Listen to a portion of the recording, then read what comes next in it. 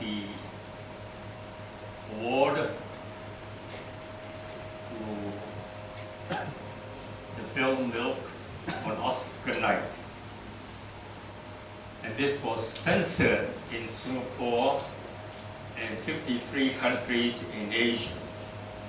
And the official information by our authorities say anything gay and lesbian cannot be portrayed in the media here in our country.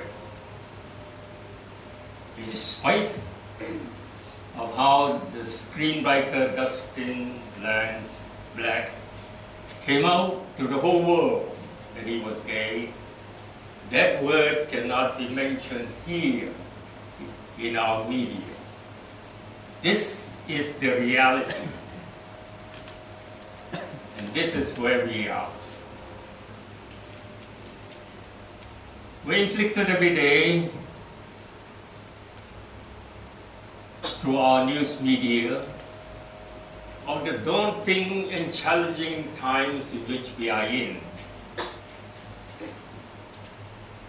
Of the days of gloom and doom. Yet, out of Hollywood on Oscar night, the stirring messages of hope and possibilities were shouted around the world.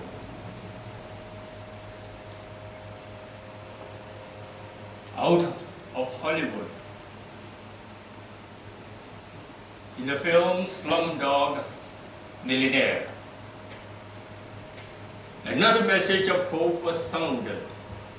Out of the misery of the Indian community living in the slums of the major cities of India even today.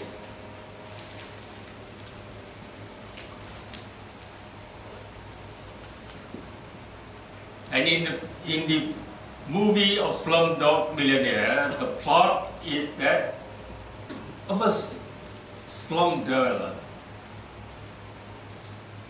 who appeared on the game show program Who Wants to Be a Millionaire. And he was able to answer the different questions and came to the final questions.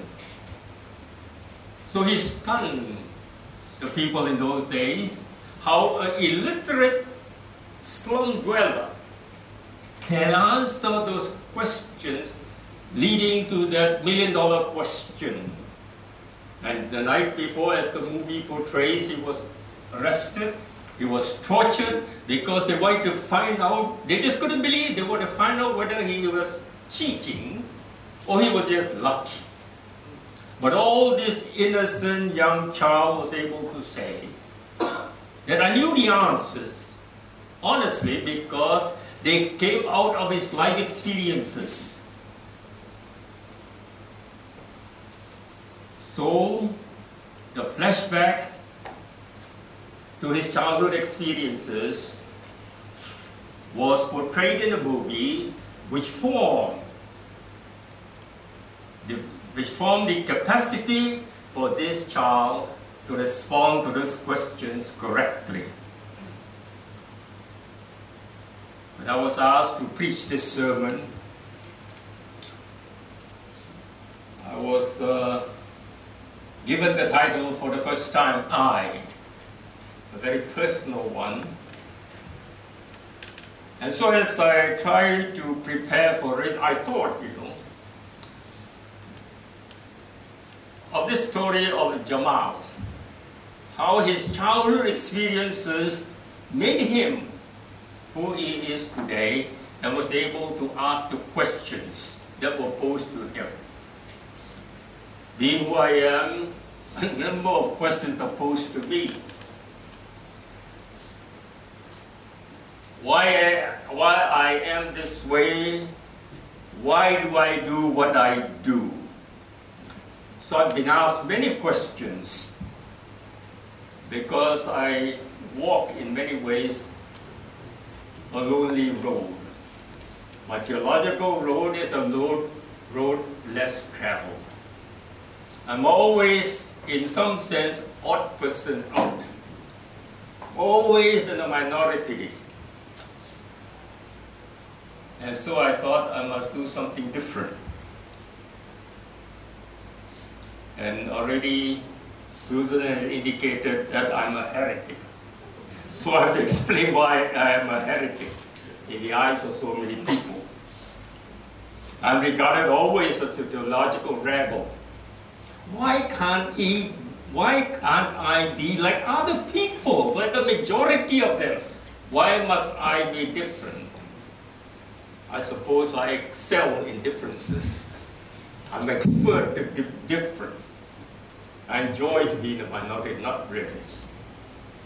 But anyway, I thought this is an opportunity for me, for the first time, to be up close and personal and try to reflect for myself also why I am this way. And therefore will try to trace what are some of the experiences in my life that have formed me and enabled me to be who I am today. So following the example of the slum dweller, he had flashbacks of his childhood experience. In my childhood, I remember that my mother, like most Chinese mothers, are followers of the traditional Chinese religion, which is a mixture of Confucianism, Taoism, and Buddhism. So I followed her to go to the temples and festival days, making offerings, worshipping the idols, including Kuan Yin, and to follow the Confucian way of life. In the home, at times, I joined in, reciting the mantra Amitofu hundreds of times,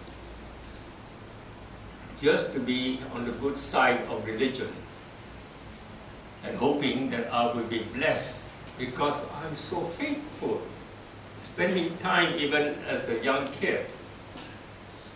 And even now, I just read Soto Gakkai.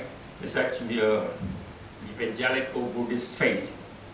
And they also say the main approach is by chanting. Also, if you chant, then you will attain prosperity, you will have all your wishes granted. So this was the kind of chanting tradition that I followed.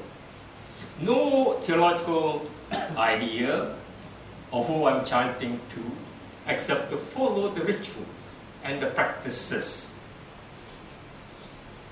When I was a teenager, I attended the Sunday school at ACS Kampa, and occasionally was taken by a friend to the small gospel hall on Sunday evening. I don't remember much about my religious formation in those days, except that I was in church, I was in Sunday school. And the only impression that continued at that period of my life was the picture card that was always given to the Sunday school children of Jesus carrying the lost sheep that he found. That was how much I know about Christian theology. Then at the age of 18, I encountered a traumatic event. When a group of Japanese military police attacked me for no rhyme or reason. They came out one evening and just yanked me out on the back seat in the back row of a darkened theater, took me to the room next door, and gave me the judo throws, flung me from one end of the room to the other for a number of times until I lost count.